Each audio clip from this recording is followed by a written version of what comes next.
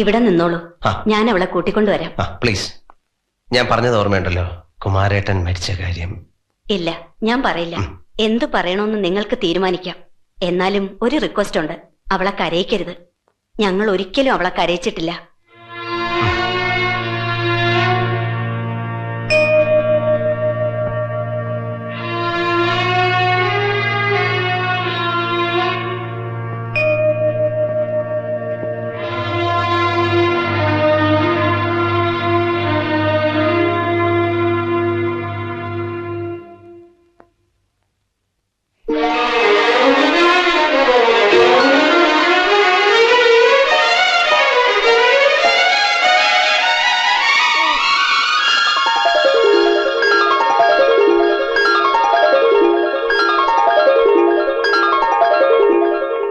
ചെല്ലു.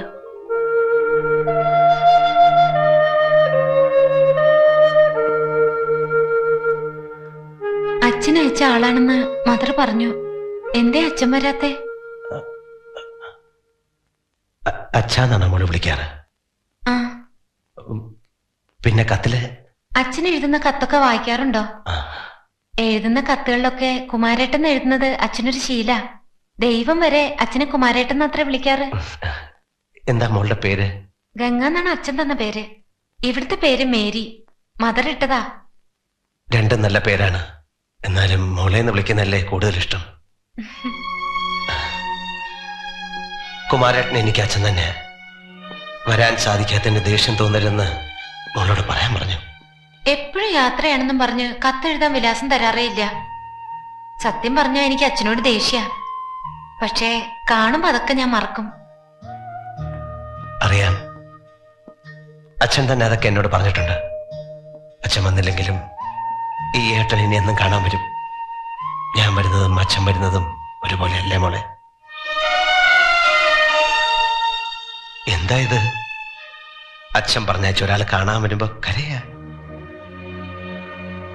അച്ഛനോട് വരാൻ പറയോ? പറയാം, തീർച്ചയായിട്ടും പറയാം. ഒരു കാര്യം എന്നോട് പ്രത്യേകം പറഞ്ഞാ വിട്ടിരിക്കുന്നത്. എന്റെ മോൾക്ക് പരീക്ഷ തുടങ്ങാറായി. അവളെ അനുഗ്രഹിച്ചിട്ടേ വരാൻ പാടുള്ളൂ, അല്ലെങ്കിൽ തല്ല് കിട്ടുമെന്നൊക്കെ. ഞാൻ മോളെ ഒന്ന് അനുഗ്രഹിക്കട്ടെ, ഒരു സന്തോഷത്തിന്.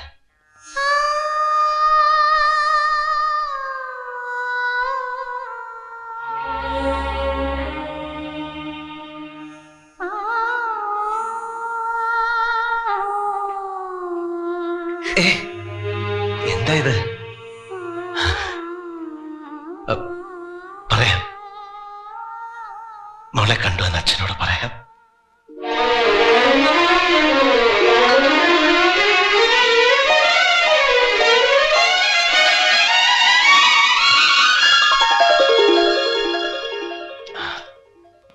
ഇല്ലിപ്പനത്ത് നാരായണൻ മകൻ കുമാര, ഞാൻ കണ്ടു. നിന്റെ കള്ളത്തരം ഞാൻ കണ്ടുപിടിച്ചു. നിന്റെ മകളെ ഞാൻ കണ്ടു. You are an innocent idiot, simple rascal.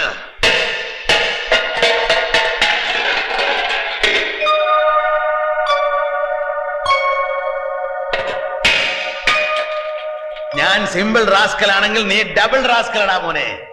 ഇവിടെ നീ എത്തുമെന്ന് എനിക്ക് ഉറപ്പുണ്ടായിരുന്നു. എത്തിയില്ലേ? You bloody soldier.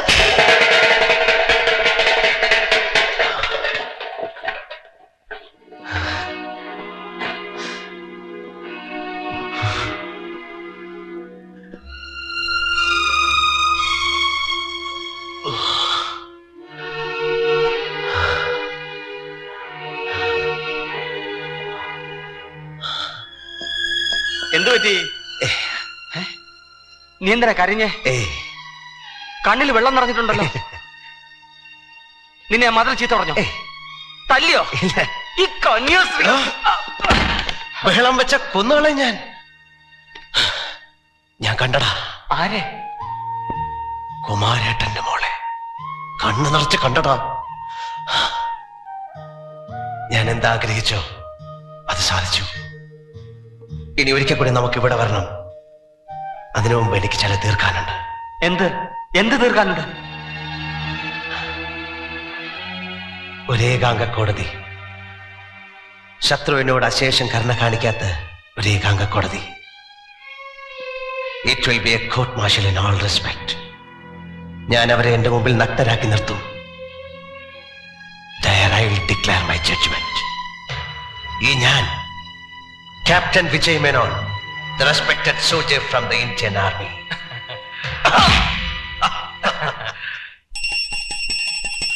അമ്മേ, ശത്രുസംഹാര പ്രിയേ, ദേവി, മഹാമായേ, മുതലയായും കഴുകനായും ഒരു ശത്രുവിനെയും എന്റെ നേരെ അയക്കല്ലേ. ഞാൻ എന്ത് പാപാ മഹാമായെ ചെയ്തത്? പാപം ചെയ്യാത്തവർ ഈ പട്ടരെ കല്ലെറിയട്ടെ എന്നൊന്ന് പറഞ്ഞു നോക്കി. ഒറ്റ കല്ല് എന്റെ നേരെ വരൂ. ദേ നോക്ക്, പേടികൊണ്ട് തൂക്കം 6 കിലോ കുറഞ്ഞു. ജീവിതത്തിൽ ഇതുവരെ ഒറ്റ തടിയ. ഉരുക്കി ഉരുക്കി എന്നെ നീ ഇല്ലാതാക്കല്ലേ ദേവി.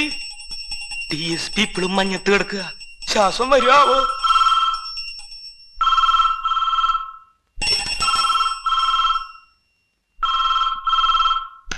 ഇപ്പൊ വരാട്ടാ.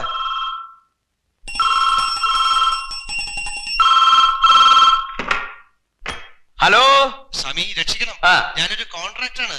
കുറച്ചു ദിവസം ഞാൻ ഗൾഫിലായിരുന്നു. ആയിക്കോട്ടെ, ഗൾഫിലായിക്കോട്ടെ. ഞാൻ ഇന്നലെ വന്നതേ ഉള്ളൂ. എനിക്കെതിരെ ഒരു വഞ്ചന കുറ്റം ചുമത്തി കോടതിയിൽ ഒരാൾ ഒരു കേസ് ഫയൽ ചെയ്തിരിക്കുന്നു. നാളെ ഞാൻ ജർമ്മനിക്ക് പോവാണ്. ഒരു അർജന്റ് കാര്യം. കേസിന്റെ നമ്പർ ഞാൻ തരാം. സ്വാമി ദയവ് ചെയ്ത് അത് എടുക്കണം. മറുപടിയെങ്കിലും അയച്ചില്ലെങ്കിൽ എന്നെ അത് വല്ലാതെ ബാധിക്കും. ഏതാ കോടതി? ഹൈക്കോർട്ടിലാണ്. ഞാൻ ഇങ്ങനെ ഫോണിനോട് ദുഃഖങ്ങൾ കേൾക്കാറില്ല. എന്ന് വെച്ച് ജർമ്മനിക്ക് ബുക്ക് ചെയ്തൊരു ടിക്കറ്റ് ഞാനായിട്ട് എന്തിനാ ക്യാൻസൽ ആക്കണേ? അത് വേണ്ട. നാളെ രാവിലെ 8 മണിക്ക് മുമ്പ് ഫീസും കൊടുത്ത ഒരാളെങ്ങടെ അയക്കുക.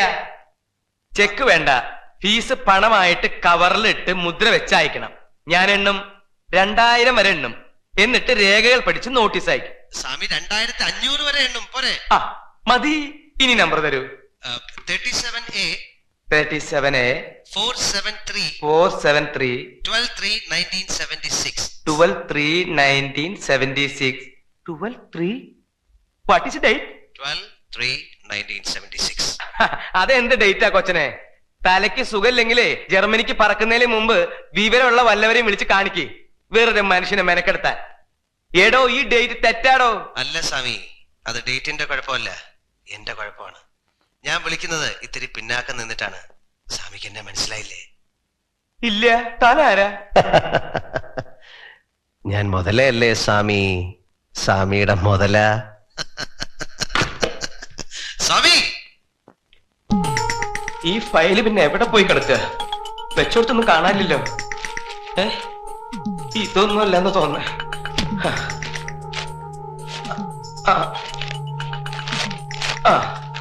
ഇതിപ്പോ മാർച്ച് 12 അല്ല. 473 ഇതല്ല. ഓ, ഇതൊന്നല്ലല്ലോ. 1976 മാർച്ച് 12. 473/37.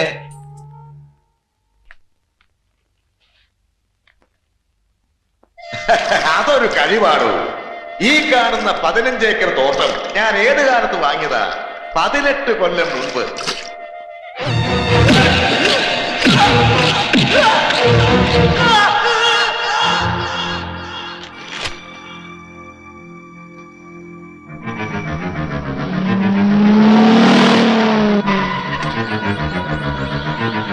Good morning sir.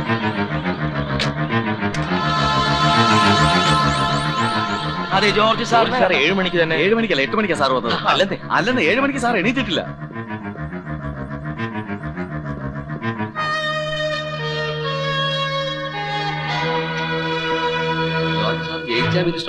അത് പാർട്ടി എന്ത് പറയുന്നോ അത് ചെയ്യുക. മനസാക്ഷിയുള്ള ഒരു പ്രവർത്തനം. ജോർജ് സാറേ, മിനിസ്റ്റർ വരും, കണ്ടിട്ടേ പോകാവൂ. ഞാൻ വിളിപ്പിക്കാം. എന്താണ്? മുതലേ കിട്ടി. ആരാണെന്ന് അറിയില്ല. എന്നെ ഫോണിൽ വിളിച്ചു. ഒരു കേസിന്റെ കാര്യം പറഞ്ഞു. ഏത് കേസ്?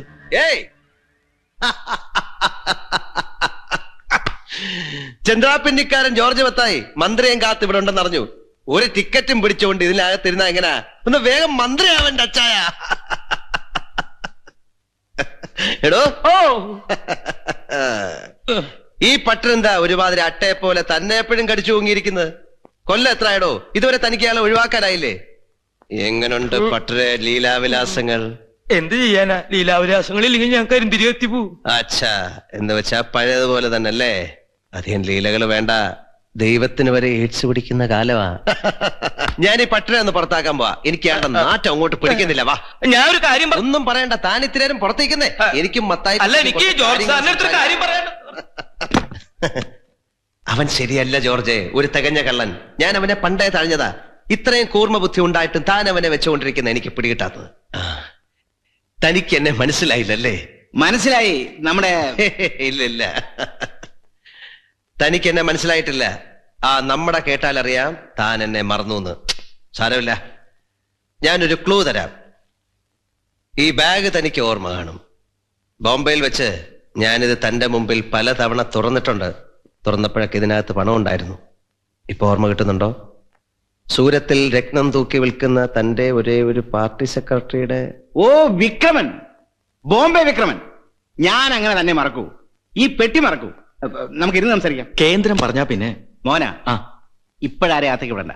ആ വക്കീലിരുന്ന് ബഹളം വെക്കുന്നുണ്ട്. അയാളെ പിടിച്ച് കെട്ടിയിട്. ഞാൻ വന്ന് കയറിയതും പെട്ടെന്ന് കണ്ടപ്പോ വിക്രമനെ തിരിച്ചറിയാൻ താൻ കുറച്ച് സമയമെടുത്തു. ഒരു ബോധക്ഷയം അല്ലേ? എനിക്ക് പെട്ടെന്ന്. സാരമില്ലടോ, താൻ ബോധം കെടാൻ പോകുന്നതേ ഉള്ളൂ. തനിക്കൊരു ടിക്കറ്റ് ഉറപ്പാ. ഈ ബാഗിലെ പണവും ഉറപ്പാ. എനിക്കിവിടെ ഇത്തിരി മീൻ പിടിക്കാനുണ്ട്. ഞാൻ ചൂണ്ടയിടും. തന്നെ ഞാനതിൽ കോർക്കും. നല്ലവണ്ണം കടിച്ചു പിടിച്ചോണം. ബാക്കി ഞാൻ ഏറ്റു. വയ്യ ജോർജ്. കഴിഞ്ഞ മാസം വിജയവാഡയിലായിരുന്നു. ഒരു ചെറിയ കുതിര കച്ചവടം നമ്മുടെ MCRന്റെ കൂടെ 1.5 കോടി മറിഞ്ഞു. അല്ല, വിക്രം എന്ന് പറഞ്ഞത് സൂറത്തിലെ ശ്യാം നിവാസ് മിശ്രയുടെ. തനിക്കിപ്പോഴും എന്നെ മനസ്സിലായിട്ടില്ല. ശ്യാം നിവാസ് മിശ്രയുടെ വിക്രമൻ ചത്തിട്ട് കൊല്ലം 4 താൻ സൂക്ഷിച്ചു നോക്കിയേ. ആ വിക്രമനാണോ ഞാൻ? ആ വിക്രമനെയല്ല ഞാൻ. ആ പേര് ഞാൻ മാറ്റി. പുതിയ പേര് ഞാൻ ഒരാളോട് പറഞ്ഞിരുന്നു, നമ്മുടെ പൂച്ചക്കണ്ണനോട്. അവനത് തന്നോട് പറഞ്ഞില്ലേ? അതോ അവനെ താൻ മറന്നോ? ഞാനും താനും പൂച്ചക്കണ്ണനും ചന്ദനത്തടികളും 4-5 കോടികളും നമ്മുടെ ലോറികളും. നമ്മൾ എന്തൊക്കെ കളിച്ചടാ എന്റെ ജോർജ്. അവനിപ്പോ എവിടാ ആ പൂച്ചക്കണ്ണൻ? അതൊക്കെ ആ സമയത്ത് നമ്മള് അന്ന് വിക്രമൻ നമ്മുടെ കൂടെ. പിന്നെ ആരാടോ തനിക്കും പൂച്ചക്കണ്ണനും നക്കി തിന്നാൻ കോടിക്കണക്കിന് പണം മറിച്ചത്? ഈ വിക്രമനൊന്നും മറക്കില്ല. രേഖകളാ, തെളിവുകളാ ഇതൊക്കെ. അതാ പറഞ്ഞത് ഈ രാഷ്ട്രീയ കുപ്പായം തനിക്ക് ചേരില്ല എന്ന്. തന്നെ കാണാമെന്ന് എന്നെ വേണോടോ തല്ലാൻ. സൂക്ഷിച്ചോ, കളിച്ച കളി മറന്ന് കളിച്ച് നല്ലവനാവാൻ നോക്കിയാൽ ഈ വിക്രമന്റെ സ്വഭാവം മാറും. തന്നെ ഞാൻ ജീവനോടെ മുതലേക്ക് ഇട്ടുകൊടുക്കും.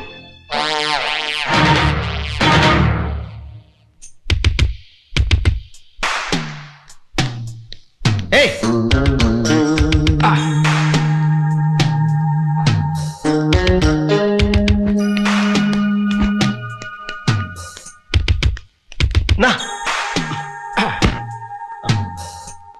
നിങ്ങൾക്ക് എന്താ പറയാന്ന് വെച്ചാൽ പറയാൻ. വെറുതെ പിന്നെ ജോർജ് സാറേ നിന്നേ. Good evening sir. Good evening. ആരെ നോക്കണേ? പറ, എന്നോട് പറ.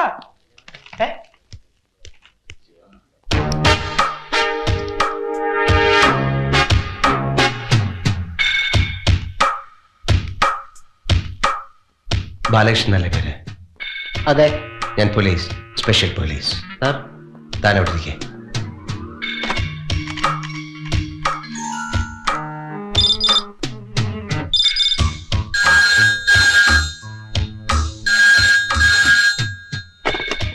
ഹലോ, ആരാടാ അത്? ദേവസ്കുട്ടിയ സാറേ. മുത്തു എവിടെ? അവനെ വിളിക്കേ. മുത്തു പമ്പി പോയിരിക്കേ.